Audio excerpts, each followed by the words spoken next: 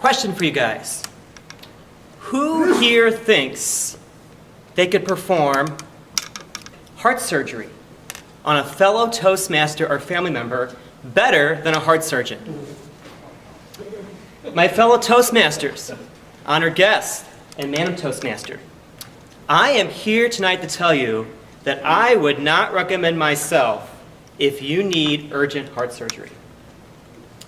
This may surprise you, but I do not have the skills, knowledge, or expertise to operate safely on your heart, because I've been a seasonal park ranger in the national parks for the past 24 years. And one of the first lessons I learned as a park ranger is that people expect park rangers to know everything, don't you?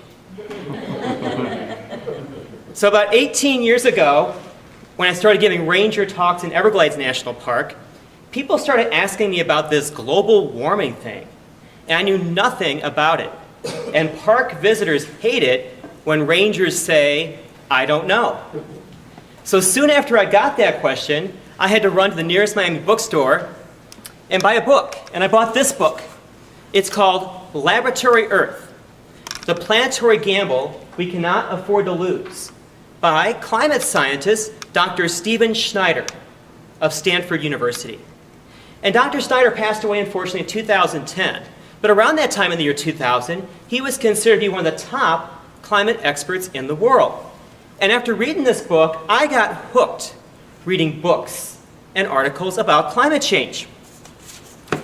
And as I learned more and more about climate change, I learned that in Everglades National Park, along the mangrove coastline where the trees actually meet the ocean, sea level actually rose in the 20th century about 8 inches, which was 4 times more than had risen in previous centuries for the past 3,000 years. I then learned that sea level in the 21st century, by the end of this century, is supposed to rise up to 3 feet. Now this lime green is kind of the mangrove part of Everglades National Park, but if we get a sea level rise of 3 feet, that's going to inundate most of the park and even parts of Miami, like this. And the highest point on the park road is only about 3 feet above sea level. And this really shocked me, because the alligators and crocodiles and wild flamingos that I used to see and take pictures of, and these are actually wild flamingos, not plastic ones. I canoed right up to them. These amazing wildlife could lose their valuable home if we get a sea level rise of 3 feet, this beautiful coastline. So what is causing sea level rise? Well, scientists think it's primarily because of the melting of the land-based ice in Antarctica and Greenland. Well, what's causing the land-based ice to melt? Well, it's basically, science in earnest have been able to measure temperatures since about 1884. That's when we have consistent temperature readings about the planet. And so what NASA did is it compiled all this temperature data into these really great graphics. So in 1884, the darkest blue are basically the coldest, where the temperature is about 2 degrees below normal, and the yellows were about 2 degrees Celsius above normal. But in the course of the last 130 years, according to NASA, it's gone from this to this. The average temperature of the planet has gone up about 1.8 degrees Fahrenheit. Now, what's causing this rise? Basically, it's the burning of fossil fuels, which is basically coal, oil, and natural gas for our energy use. And we burn fossil fuels, it gives off carbon dioxide.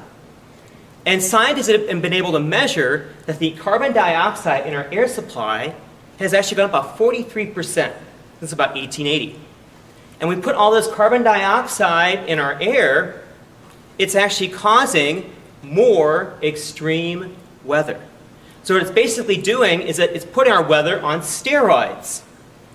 So basically it's causing drier droughts, such as the 2012 summer Midwest drought and heat wave centered right here in St. Louis. Who here remembers that?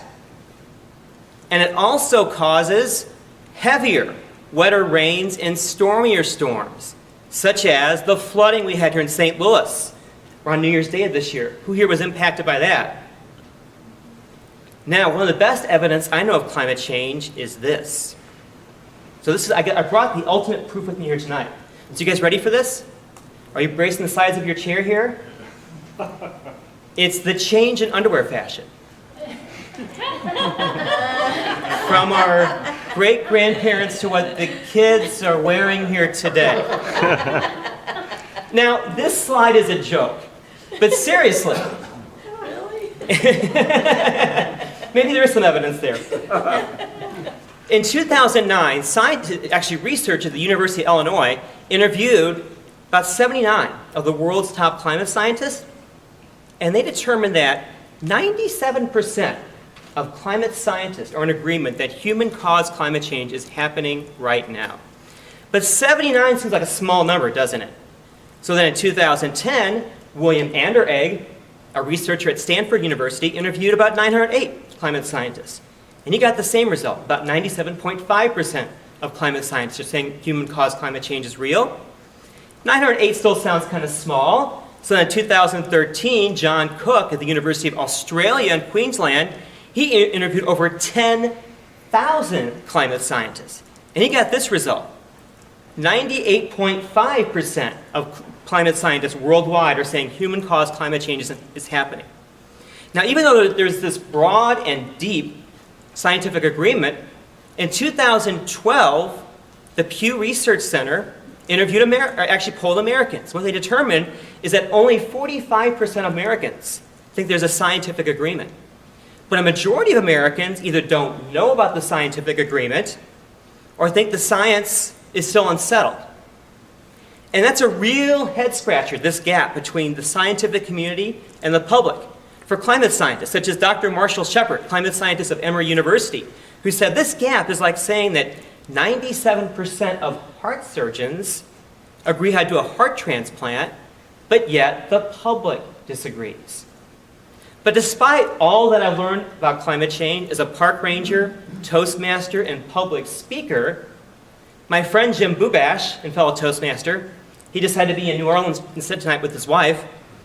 For a couple of years now, he's been asking me this question. Brian, what can I do to get you to see the light, to change your mind about climate change? Well, for Jim and others here looking to change my mind about climate change, here is my winning proposal for you. I challenge you to actually meet with a climate scientist, just like what I've done. In 2011, I got to meet Dr. James Hansen of NASA in San Francisco, but I'm asking you to actually give them your best Toastmaster speech. Lay out that case, why they are wrong and you are correct. And if you want, I can even introduce you to some climate scientists here in St. Louis if you want to meet some. But there is a catch or stipulation. After you're finished with your speech, the climate scientist then gets to evaluate the content and the evidence of your talk. And just like a tough Carl Hendrickson Toastmasters evaluation, you have to then politely accept the weaknesses of your argument from their evaluation. But if you're not willing to do that, then there is no deal. Because climate scientists and myself, we do not have time to argue with people, just to argue with people. If you want to disprove something in the science, you have to show that the weight of your evidence is stronger than the weight of the other evidence in order to disprove it. But if you meet with a climate scientist and convince them that they are wrong and you are correct, you will have won. And I will have gladly changed my mind. Just like if one of us in this room needed heart surgery and you were convinced that all heart surgeons were wrong and cardiology was false, we would want you to meet with a heart surgeon to convince them that cardiology is false. But I got to warn you, meet with a top heart surgeon here, but I got to warn you guys though, this is going to be a very challenging task if you decide to take me up on this here. Dr. Ralph Cicerone, president of the National Academy of Sciences, he gave a lecture on climate change at the St. Louis Science Center in January 31st of 2011, and this is how he ended his lecture. He said, quote, "I continue to think, is there anything wrong with this picture of climate change science? Because scientists become rich and famous not by agreeing with everyone else. They become recognized by doing something different, by showing that everyone else is wrong and doing something new. So I think about this all the time. For 35 years, I've not been able to crack this thing, find ways to prove it wrong. A lot of people who are smarter than me are always looking for new explanations. However, the agreement has come down stronger than ever that what we're seeing is due to human-enhanced climate change.